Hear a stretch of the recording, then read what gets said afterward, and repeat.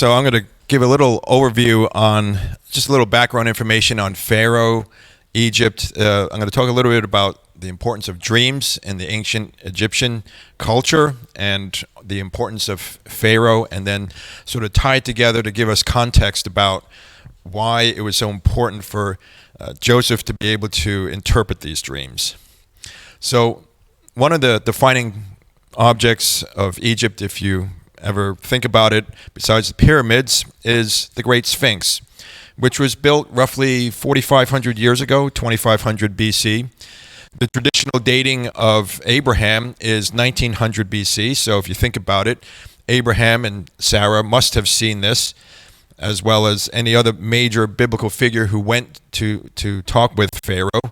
That would include Joseph, even Jacob, and Moses had to have seen the Great Sphinx. And I want to point your attention to something that sits between the two forepaws of the Great Sphinx. It's this little monument or stone called a stela, and on it is what's known as the dream that was dreamed by a pharaoh. His name was Thutmose IV, who happens to be Tutankhamun's great-grandfather, and it tells the story of a young prince, Thutmose, who goes hunting out in the hot Egyptian weather, and he gets tired and he needs a nap, so he sleeps in the shade of the Sphinx. And while he's napping, he's sleeping, he has a dream in which the Sphinx tells him to clear the sand in exchange for becoming Pharaoh. So the Pharaoh is sleeping, and the Sphinx says, I need all this sand cleared away from me. If you clear it, I'll make you a pharaoh. And sure enough, Thutmose clears the sand and becomes pharaoh. So he sets up this stela, or this monument, to commemorate that dream. And that dream is well known in Egyptian culture. It dates probably to around 1419 BC. And so dreams were a very important part of the Egyptian culture. As a matter of fact, here's a picture from 1921 of the Great Sphinx, all buried up. And so this could have very well been the situation that Thutmose encountered when he had the dream. So the Egyptians believed that dreams were messages from the gods. And so people with vivid and important dreams were considered blessed. So you can see where I'm headed with this as we've just read through Pharaoh's dream. The best way to get divine revelation was through dreams. So dreams were extremely important in the Egyptian culture. Egyptians would go to special places and sleep on dream beds in hopes of getting divine advice, comfort, or healing. So dreams were something that Egyptians sought after regularly. If you had a dream, you were considered blessed. And as a matter of fact, if two Egyptians were talking about it and one person said, I had this dream last night, the other one would probably say, dream on.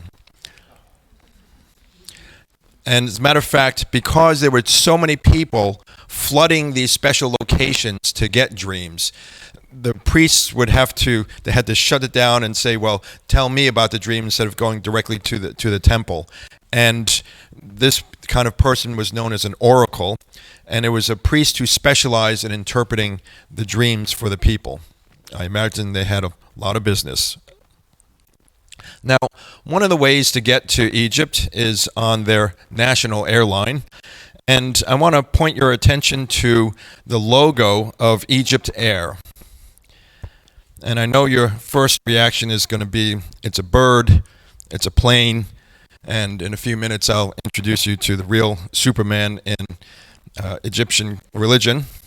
And that is, why did the Egyptians pick this symbol to be the logo of their airline? Well, because they took it from that super god Horus. Horus is one of the many gods.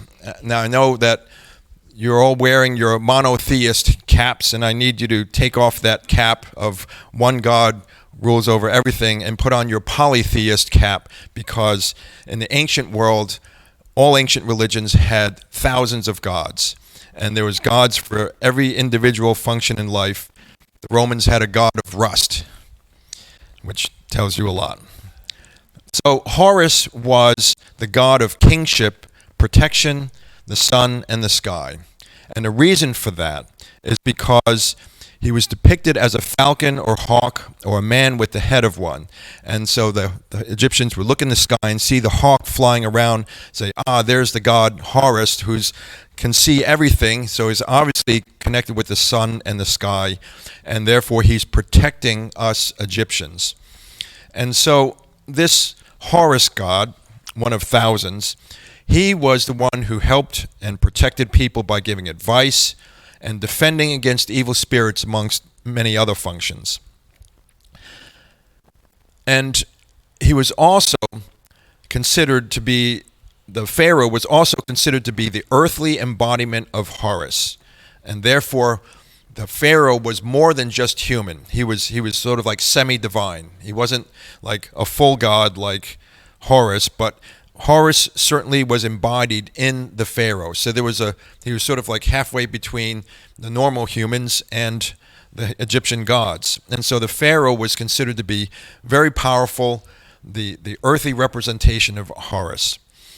And therefore, when he gets a dream, something is really special about to happen. And so Horus is guiding Pharaoh with dreams as Pharaoh is ruling Egypt. So how does this all come together in Genesis 41? Well, dreams were important messages from the gods. Pharaoh, considered divine, receives these important messages from the gods in the form of dreams. But he cannot interpret them. That's the problem here. And the god Horus, his protector, is apparently not helping with the interpretation.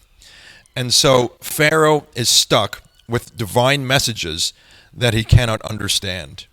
And the best way that I can think of it is like, suppose you got, for the unmarried people, a love letter in a foreign language, and you have no idea how to understand it, and you don't have access to Google Translate. You're in a tough bind, and that's where Pharaoh was until he calls up Joseph.